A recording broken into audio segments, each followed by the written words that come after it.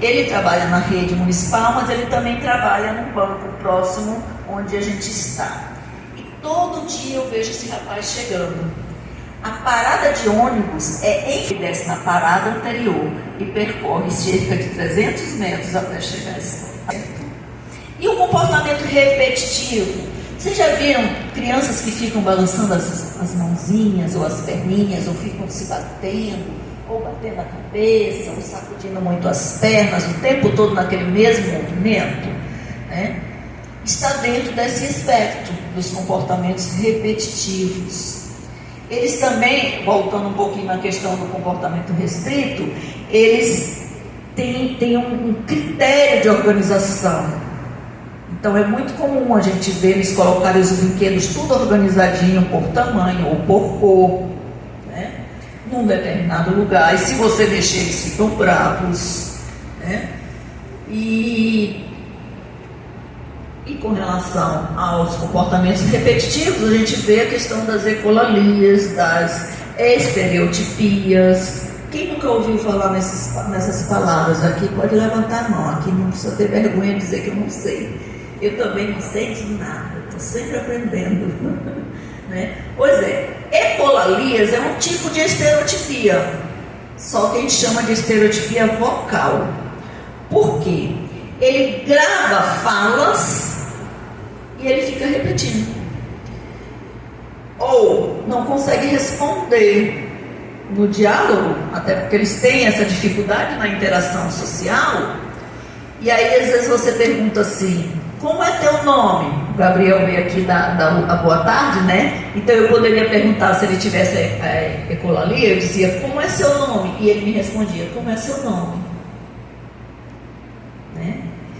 Ou eles assistem algum desenho em casa, algum filme, ou escutam alguma briga dos pais, e chega na escola e fica repetindo tudo que eles ouviram constantemente.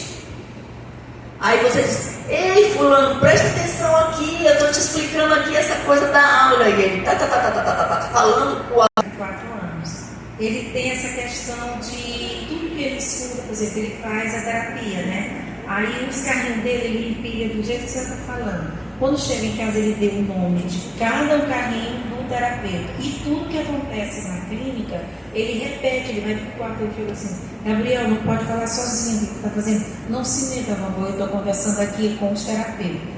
Cadê eles? É os meus carrinhos aqui. Aí ele conversa com cada um tudo que acontece. Aí eu fico assim, outro dia eu conversei com o terapeuta, que ele abre, mas por que ele é assim? Eu gostaria que ele mudasse para cima, não adianta, ele tem que ser assim mesmo.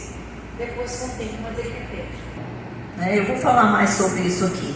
Então, não é mudar ele, é propiciar os melhores caminhos para que ele possa ter um conforto em meio à sociedade, por onde ele estiver, certo?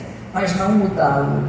Ele é aquilo, ele vai ser isso, ele só precisa ser respeitado. É falar alguma coisa, mas ele busca ali e ele não encontra, como se ele estivesse dentro de um abismo de comunicação que ele não consegue encontrar as palavras, e aí ele prefere ficar calado, porque ele não encontra, ele fica angustiado, certo? Mas para tudo isso tem terapias.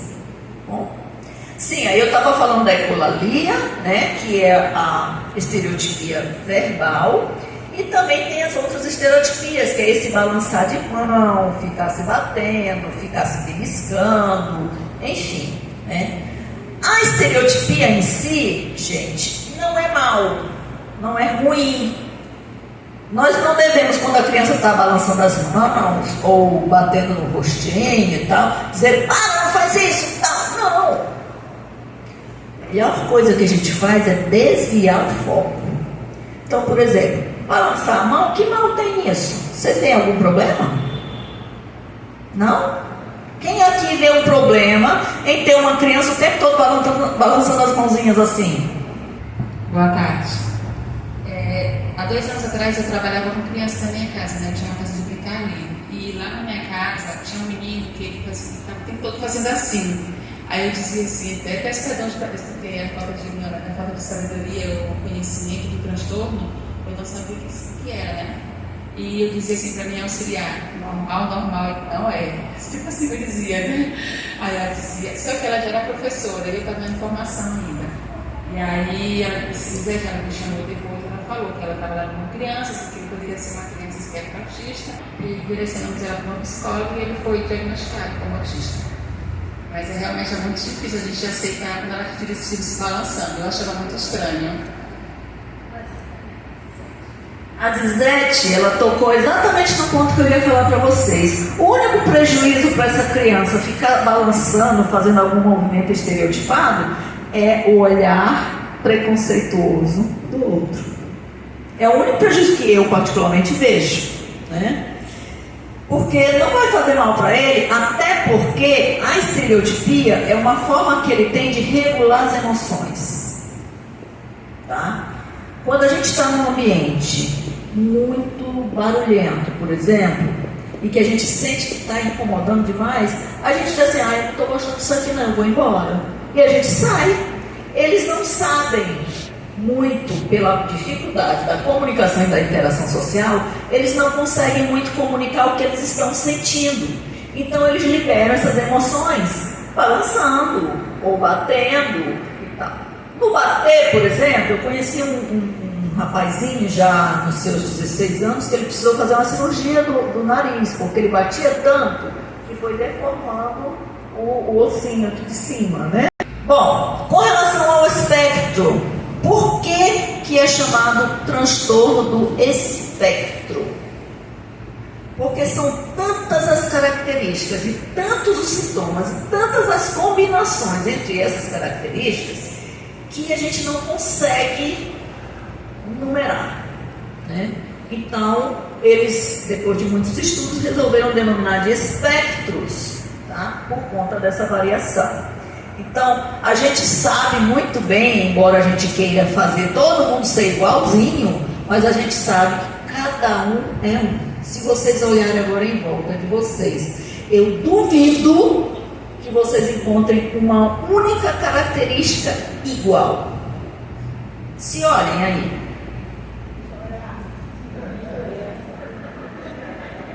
Uma tem um cabelo liso, mais comprido, outra tem um cabelo cacheado, mais solto, outra tem um cabelo de uma cor. E aí, quando chega o autismo, todo mundo diz assim, é autista, ele é assim, assim, assim, assim. Não! Ele é uma pessoa, lembra que eu falei? Antes de ter o autismo, ele é uma pessoa. E ele também é diferente, até no espectro. Tem crianças que as pessoas dizem assim, nossa, ele nem parece autista, né? Mas desde quando o autismo tem cara? Tem muitos autistas que não balançam a mão. Ele é autista porque ele não compreende o que eu falo. Tem muita criança que compreende muitíssimo bem. Ele é autista porque ele não se comunica com ninguém, não gosta de brincar com as crianças da mesma idade dele. Tem muitas que brincam. Ele é autista porque ele não gosta de abraço. Vem cá, Gabriel. Tu gosta de abraçar? Eu posso te dar um abraço? Tá vendo? Tem uns que não suportam. E aí eu costumo brincar e dizer assim, gente, o autismo veio para nos ensinar a ser mais humanos e saber respeitar mais o corpo alheio. Até antes de entrar nesse mundo do autismo, quando alguém me apresentava uma pessoa, vem cá rapidinho. Aí dizia assim, olha, essa é a Diná. Aí eu já vinha assim, oi Diná. Nem pedia permissão.